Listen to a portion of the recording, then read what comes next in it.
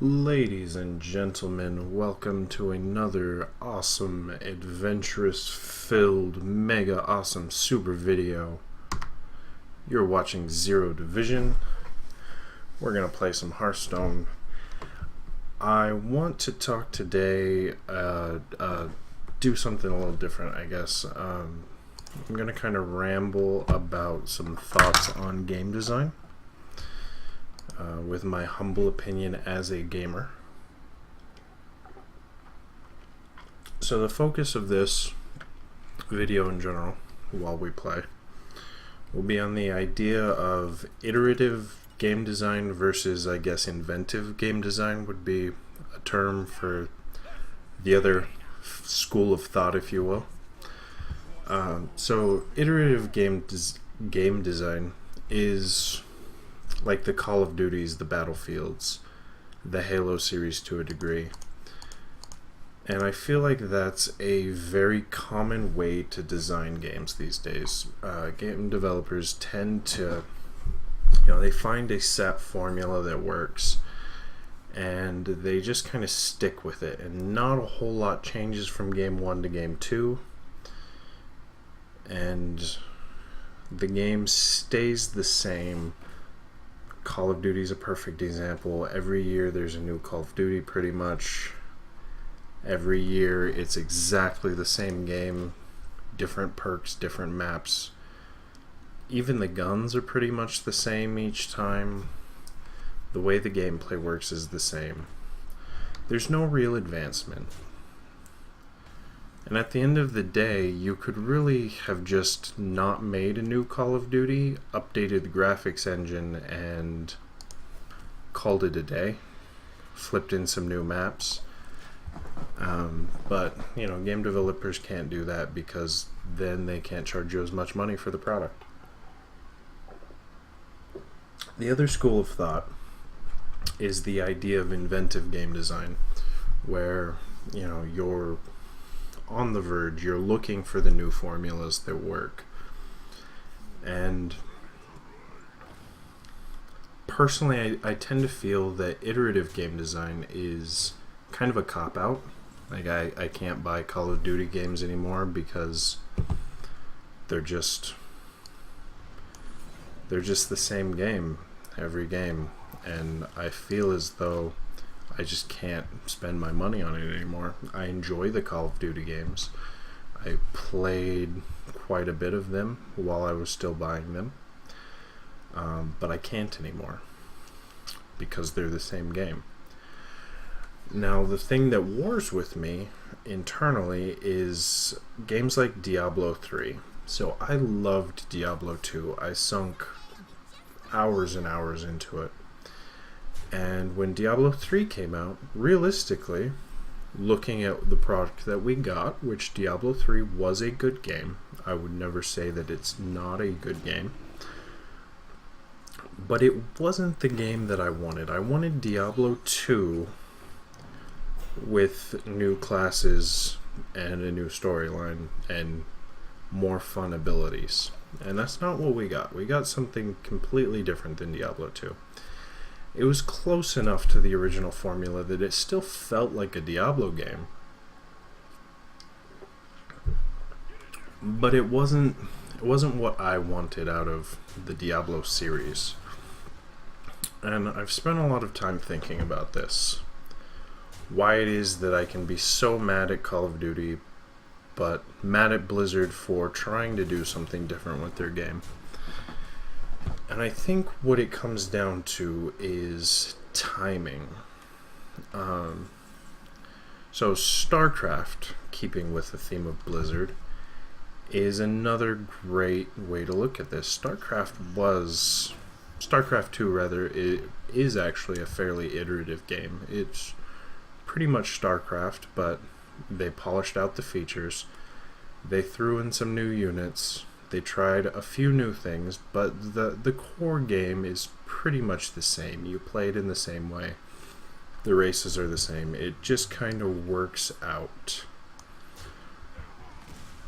And the difference between the two ideas, I think, is timing.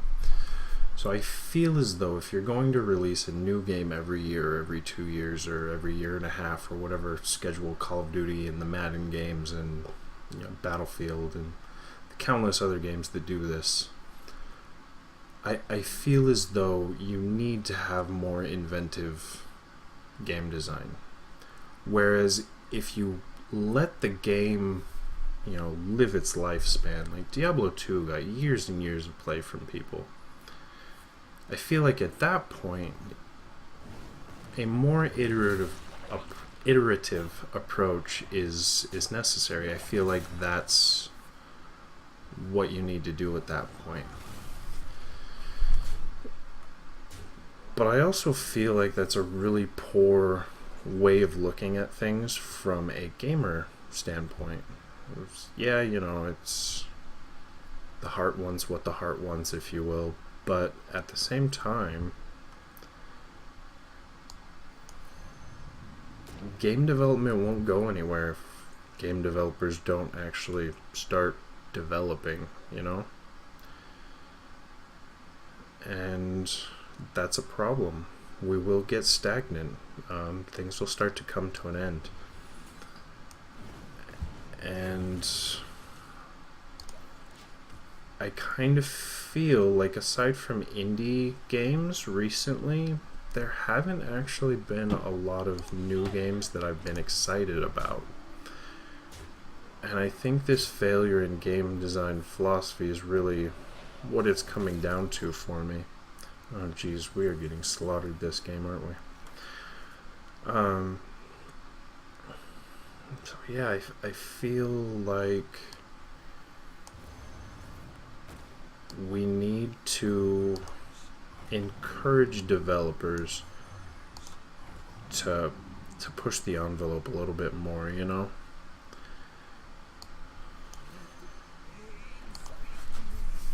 And it's hard. It really is. Because when you get a new game and it's not what you wanted it to be, either because it's too similar to the other, the game that it's preceding, or too different from the game that came before, depending on what you wanted, it's a hard line to walk. What brought this up most recently was I ended up picking up a copy of Dungeon Siege 3 on a Humble Bundle sale.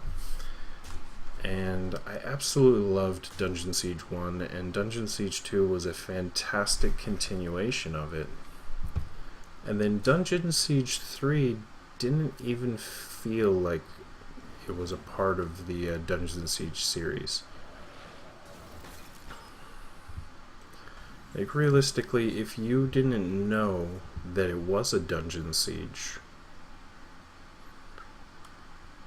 you wouldn't know that it was. I would have never guessed that the two games were related, going from Dungeon Siege 1 to, Dungeon Siege 3. And I feel like that's kind of a sad thing, really.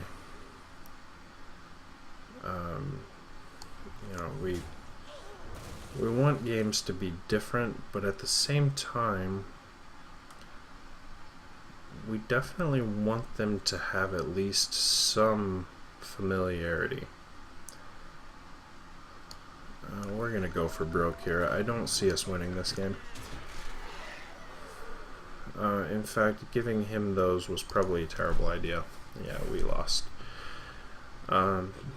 So yeah, in regards to game development, I don't know if there's any way to properly communicate this, but I feel like we need to encourage game developers to keep true to the idea of their games, but still not just produce the same game over and over again. It's really kind of a brutal world in the world of gaming. Because let's face it, as gamers, we tend to complain a lot.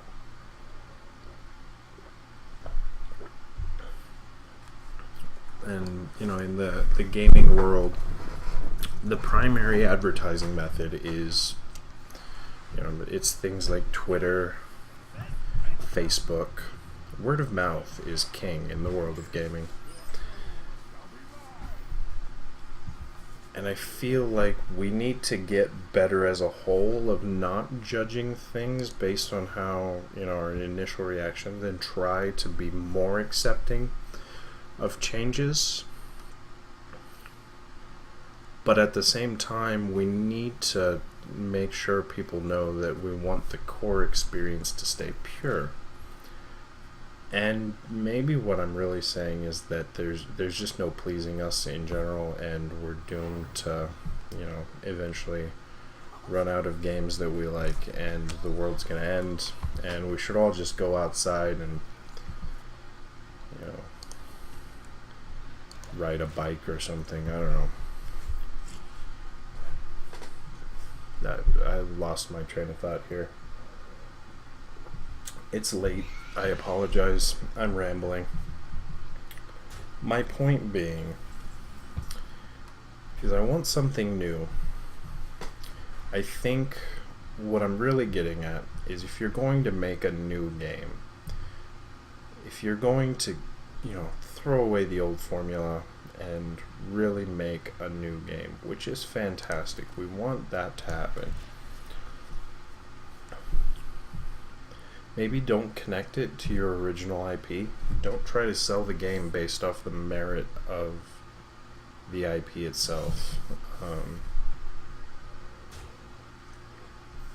At the same time, if you are going to make a sequel, stay true to the original, but don't just give me the same game that I bought last year. Unless it's been, 7 years since the game's come out, and I really do just need an updated copy of the game. If Final Fantasy VII were to just be re-released tomorrow in high definition, maybe a couple new materia, something like that, maybe a couple secret boss battles, I would buy it. I would buy it with bells on. There would be zero hesitation in my world on whether or not I would, pick it up.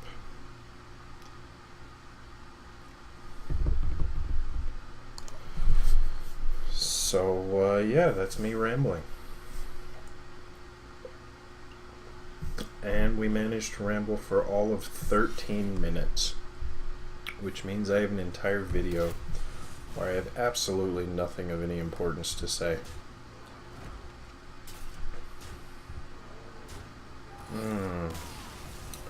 But that's okay, because it looks like we're gonna just steamroll our rank away. And we're what? It's the 29th right now for me. You guys probably won't see this till the 1st, so by the time you see this, the season's over. This is probably our last hurrah. Tonight's the night. Whatever we finish tonight, that's pretty much how we're ending the season. Yeah.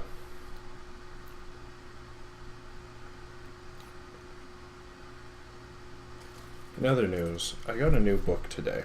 So, for those that don't know, I'm a computer guy. It's what I do. So this book is the Red Team Field Manual, which abbreviates to RTFM, or Read the Fucking Manual. And it's great because it's literally just a handbook that has no detailed information. It's just like lines and lines and lines of command line arguments for different things. It basically functions as Google if you can't get to Google when you're working on something. Fantastic. Plus, if I keep it around the office at work, somebody asks me a stupid question, I can point them at the RTFM and they can look at me like I'm crazy. I can't believe I just did that. I just ruined my life. This is what happens when I try to be clever. I don't play the game right.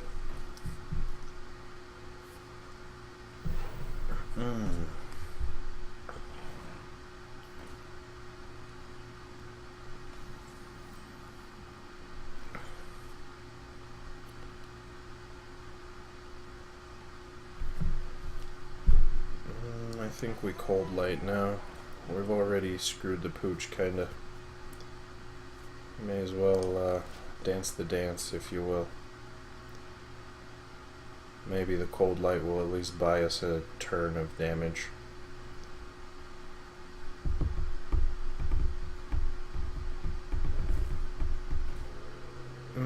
Gotta love that stealthy jungle panther.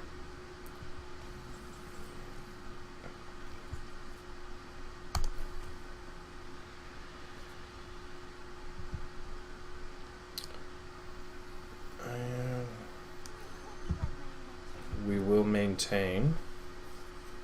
It's actually not bad, all things considered.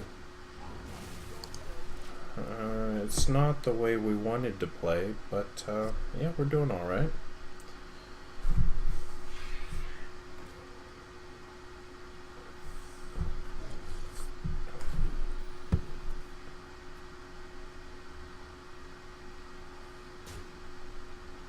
We're taking plenty of damage, which is always nice. Okay. So let's drop the giant, because we need that giant, even though it will not do us any good in the scheme of things. And I think we need to find a way to get rid of the jungle panther. I don't think I have a good way to do that. Not really.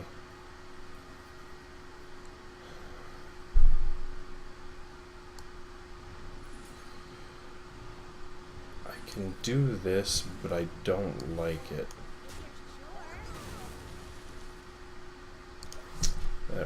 I mean, getting rid of the 6, it's gonna save our lives for sure, but it feels wrong. Yeah.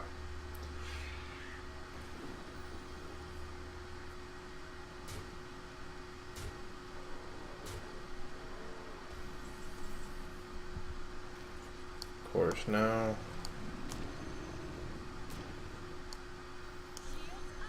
we'll do that.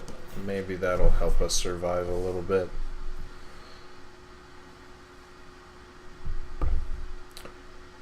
So yeah, I guess all things considered, if you have any thoughts on the ideas of game design, you know, leave them in the comments.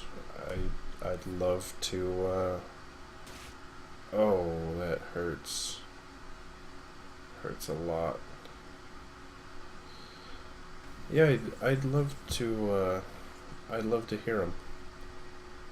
The thoughts of the world, if you will. Can we do... We can play this, that's for sure. Okay. We don't have enough for... Do we only need 2? We only need 2 for Shadow Flame, right?